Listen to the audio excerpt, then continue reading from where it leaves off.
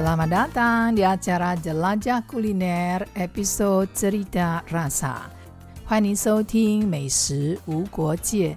Apa kabar para JK lovers, para Jakers? Semoga sehat sejahtera selalu, jiwa dan raga. Di acara ini kadang saya bercerita tentang kuliner, kadang saya mengajak Anda langsung duduk di dapur Maria. Nah, hari ini kita akan menjelajahi sejarah kuliner Taiwan melalui sebuah buku berjudul Sejarah Kuliner Taiwan, 餐桌上的台湾史. Pekan lalu telah saya perkenalkan ada 5 makanan Indonesia yang diperkirakan telah ada lebih dari 1000 tahun sejarahnya. Jadi, Anda masih ingat apa saja? Ya, 5 makanan Indonesia yang diperkirakan telah ada lebih dari 1000 tahun adalah urap, lalapan, dodol, rawon, dan dawet. Nah, selain kelima makanan tadi, ada juga makanan lain yang diperkirakan sudah ada sejak ribuan tahun lalu, seperti nasi jemblung, dendeng, dan tape ketan. Menarik sekali bukan? Apakah Anda sudah lupa dengan makanan jadul ini atau sampai sekarang masih suka? Hari ini kita lanjut menjelajahi sejarah kuliner Taiwan sesuai dengan isi buku berjudul 餐桌上的台湾史, Sejarah Kuliner Taiwan. Buku ini mengajak kita berjalan jauh ke masa sebelum orang-orang suku Han datang ke Taiwan. Pekan lalu telah kita ketahui bahwa buah mangga, mangkuo, sudah ditanam di Taiwan sejak tahun 1562 di masa dinasti Ming, dibawa oleh kolonial Belanda. Jadi Taiwan sendiri juga punya mangga lokal yang jadi nenek moyang semua mangga Taiwan modern.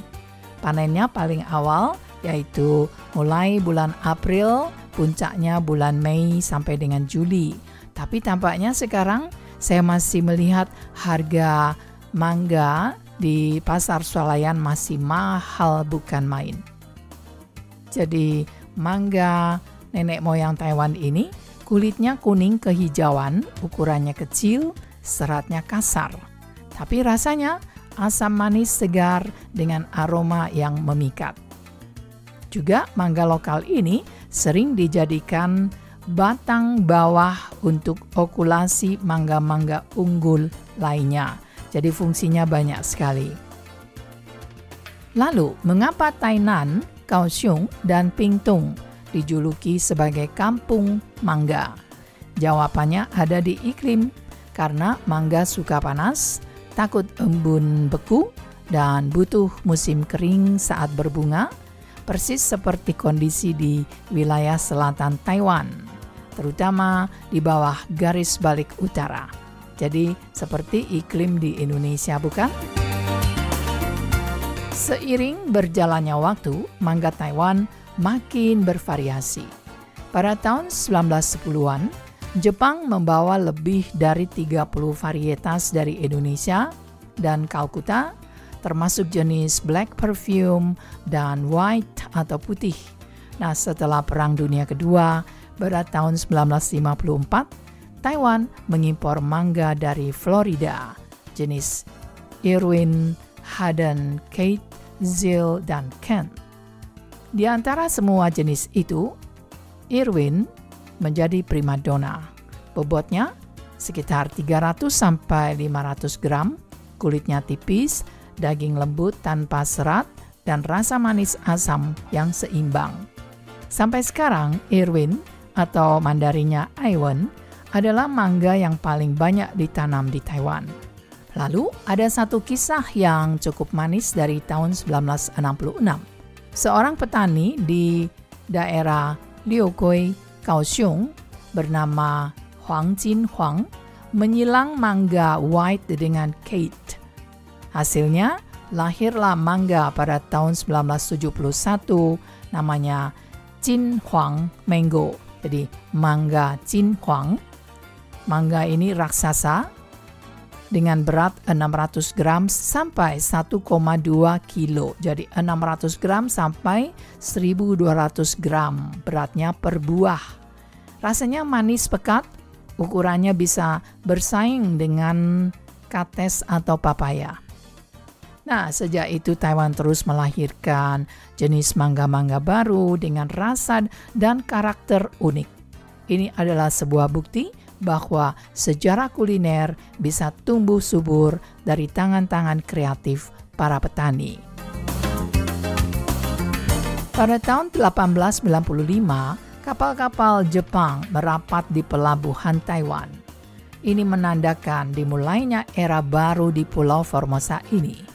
Di antara mereka ada seorang pejabat bernama Sakura Zonzo, berasal dari kota kecil di Prefektur Fukushima, Jepang. Ia bukan hanya pejabat pemerintahan, tapi juga seorang yang mencintai bahasa dan sastra Tiongkok klasik.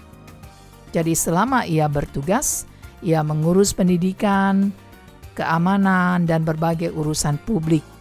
Ia berkesempatan berkeliling Taiwan, mencatat setiap detail kehidupan yang ia temui.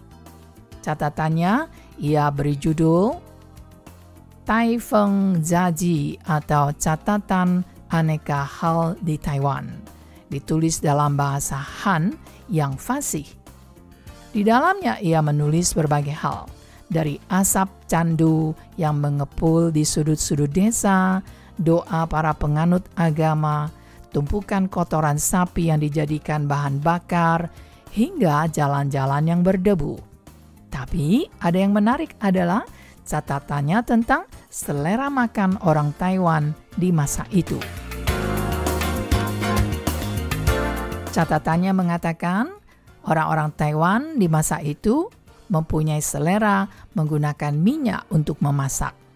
Mereka gemar makan sayuran liar, tapi jauh lebih menggemari daging. Ya, siapa nggak suka daging ya? Dan daging yang paling disukai adalah daging babi. Mereka juga makan daging hewan liar, namun jarang sekali menyentuh ikan, apalagi daging sapi. Ya, karena sebagian besar adalah para petani, dan para petani Taiwan khususnya, mereka sangat menghormati sapi yang membantu mereka di ladang, sehingga mereka tidak memakan daging sapi yang berjasa dalam kehidupan mereka. Ya, setahun kemudian pada tahun 1896, seorang jurnalis perang bernama Gondo Sunji datang meliput dan menulis buku berjudul Taiwan Jikyo atau Keadaan Sebenarnya di Taiwan. Ia menggambarkan bahwa nasi adalah makanan pokok yang hampir tak tergantikan. Jarang sekali orang makan biji-bijian lainnya. Untuk lauk, babi lagi-lagi menjadi raja meja makan, disusul ayam, bebek, angsa, dan burung merpati. Sayuran yang dikonsumsi orang Taiwan dalam catatannya ternyata mirip dengan yang di Jepang. Daun bawang kucai, kacang panjang, bawang, lobak putih, talas, dan gobo, yaitu akar burdok. Semua dimasak dengan minyak dan biasanya dipadukan dengan daging babi. Yang dimaksud dengan dimasak dengan minyak adalah digoreng atau ditumis. Ada satu kebiasaan yang mencolok adalah asinan atau sayur acar menjadi lauk penting. Dari akar-akaran, daun-daunan, jahe, daun bawang pedas, hingga labu, semuanya bisa diasinkan atau diacarkan. Dalam memasak, rasio daging dan sayur biasanya sekitar 2:8. Menarik sekali bukan? Nah teman-teman, kita akan sambung lagi cerita ini dalam Jelajah Kuliner pekan depan. Terima kasih, 再见.